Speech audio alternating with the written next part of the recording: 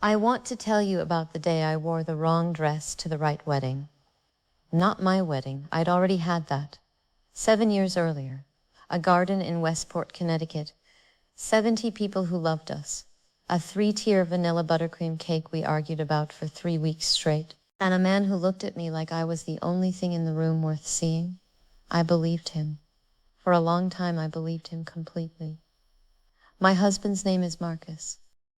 I say is present tense because at the time of this story, he was still legally, documentably, entirely my husband, married in Fairfield County, Connecticut, certificate filed with the state. We had been together for 9 years, married for 7, an apartment in Tribeca, a shared life that had, in the prior 2 years, grown quieter. I told myself it was work, routine, the specific gravity of long marriages that no one warns you about. Marcus worked in finance. He traveled frequently. Client meetings in Boston, site visits in Chicago. The kind of schedule that explained absences without requiring details. He was good at his job. He was, I would come to understand, exceptionally good at anything that required sustained performance in front of an audience. The signs had been there for months. Small things. A second phone that appeared in January. Work requirement, he'd said, barely looking up from his laptop. The way he'd started showering immediately after coming home from his Chicago trips. Not the next morning like he used to, immediately. And the clothes, shirts I'd never seen, a cologne that wasn't the one I'd bought him for Christmas.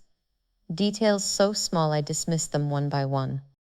Until they accumulated into something I couldn't dismiss anymore, but dismissing things, that was what I did best. The invitation came through Nina. She called on a Thursday in October. Claire's wedding is this weekend, and she just had 2 people drop out. It's at Greystone Manor in Bedford Hills. Say you'll come. I remembered Claire, vaguely. A warm woman, dark hair, the kind of laugh you noticed from across the room. I had met her a few times at industry events Marcus and I had attended together. Always friendly, always alone. Which made me wonder even then who exactly she was marrying. I said yes because Nina had a way of making refusal feel like a small cruelty. And because, if I'm being honest, I was curious. I did not tell Marcus the first was going. He was traveling, or said he was traveling. That distinction had quietly become everything. Friday night, I laid out my options. The navy dress, simple, appropriate, safe, the burgundy one with cap sleeves, or the deep green wrap dress Marcus had always complimented. I held the green one up to myself in our bedroom mirror. It was beautiful. It was also the dress I'd worn the night Marcus first told me he loved me. 9 years ago, a restaurant on Spring Street, our 3rd date. He'd reached across the table and said it like it was the most obvious thing in the world, like he couldn't believe it had taken him this long to say it out loud. I put it back in the closet. Some dresses carry too much history for other people's weddings. I chose the navy. Simple, appropriate, safe. I did not know, leaving our Tribeca apartment that Saturday morning, that the wedding I was attending was his. Greystone Manor was 40 minutes north on the Sawmill River Parkway. Nina talked the entire drive, about the venue, about Claire, about how romantic it was that she had finally found someone after years of waiting. She deserves this, she said, checking her lipstick in the passenger mirror. After that guy who just disappeared on her, can you imagine, after all that time together? When was this? Maybe 2 years ago? 3? She was absolutely devastated, didn't date anyone for the longest time after that. I made the right sounds, but the timeline was sitting in my stomach like a stone. 2 years ago, Marcus had started taking longer trips to Chicago. We pulled in at 3:40 p.m. The ceremony was at 4. Nina moved quickly toward the entrance, greeting people she knew. I followed, and then stopped. Because standing at the top of the entrance steps, with his back to us, speaking to what appeared to be a groomsman, was a man in a charcoal suit. A man whose posture I would have recognized from any distance, in any room, at any angle. The way he rolled his left shoulder when making a point, the specific tilt of his head when amused. Marcus, my husband, Here, now, in a charcoal suit I had never seen before. I moved sideways into a cluster of arriving guests, 4 people talking loudly about parking on Route 117, and let them carry me through the entrance. Marcus continued his conversation, back still turned, completely unaware. Inside, I found a seat in the 3rd row on the left, far enough back that I was behind him, close enough to see everything clearly. My hands, I noticed, were completely steady. I found that interesting. The woman beside me, elderly, wearing pearls, leaned over with a warm smile. "Are you with the bride or groom?"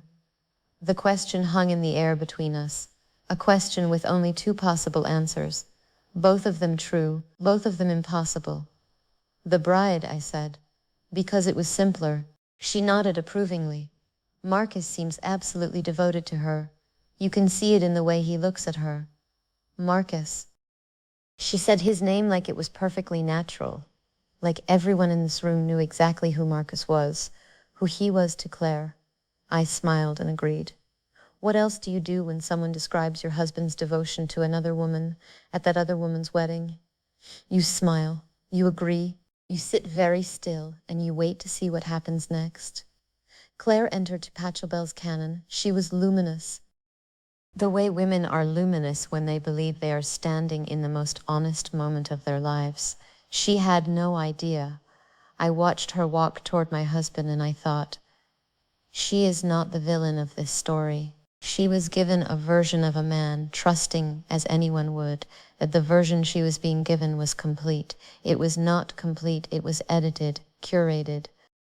Stripped of a wife and 7 years and a Connecticut garden and a cake we argued about for 3 weeks. His vows were specific, personal, the kind of vows someone writes when they've spent real time on them. He spoke about reconnection, about finding your way back to someone who had always mattered, about knowing the second time what he had not known the first, the second time.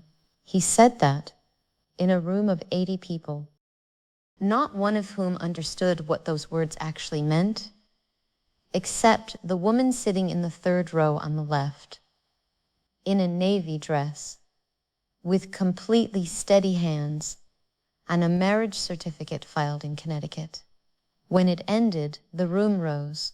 Marcus's face, open, unguarded, genuinely happy, in a way I had not seen in years, directed entirely at the woman beside him. I sat completely still while 80 people rose around me.